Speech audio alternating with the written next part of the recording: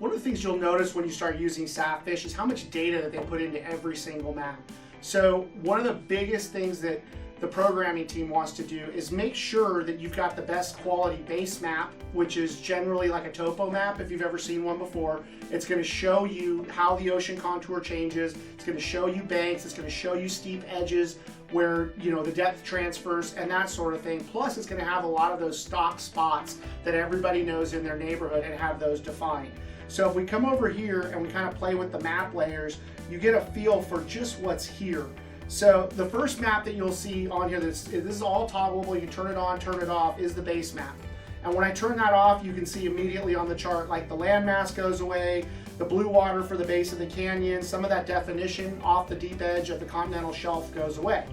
The next one is bottom contours, and those are those bathy lines or topo lines, depending on if you're a land guy or a water guy. And we use these all the time when we're fishing, especially in new areas, because it really helps you identify not just where that pinnacle is, but how it's shaped around the pinnacle or how that edge is shaped. Just more data in that we can feed the machine and hopefully put ourselves in a better spot for success. You can also see here, there's a bunch of spots named out. South Wilmington Canyon, North Hayes Canyon, South Hayes Canyon. Those are all just map labels. Again, if that's too much for you or you just want to play with it, you can turn those on and off down here using the labels button. And a lot of that stuff will go off the map. Maybe you don't like your map cluttered. I like personally as much data as I can get within reason on a map. Until you scroll in super tight, it gets to be a little bit confusing, but no problems with that here. And then this other button is the lat long grid. I like that as well. We kind of operate out here in California off boxes. I know which box, meaning a box on the lat long grid I'm in. When I see my numbers go to 0, 0, I know exactly where I'm at relative to that. It just kind of helps me find my way around. And then the last thing that we have on here are buoys.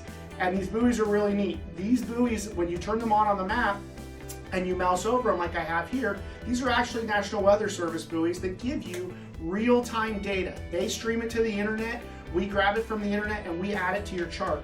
And particularly on the East Coast here, you can see there are dozens and dozens of buoys just in this little region that we're looking at. Highlight any one of them and it's going to give you Cape Henry, Virginia. It gives you the station number, the position of the buoy, the time, the sea state, the swell period, wind waves, pretty much any buoy data that you used to get the old-fashioned way, either on the VHF or looking it up on the internet. It's all right here for you in one interface.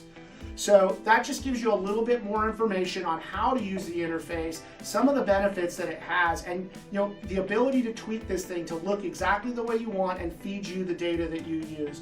Again, another great feature set from SatFish. Hope you guys use it and it brings you guys the same kind of luck that it's brought us.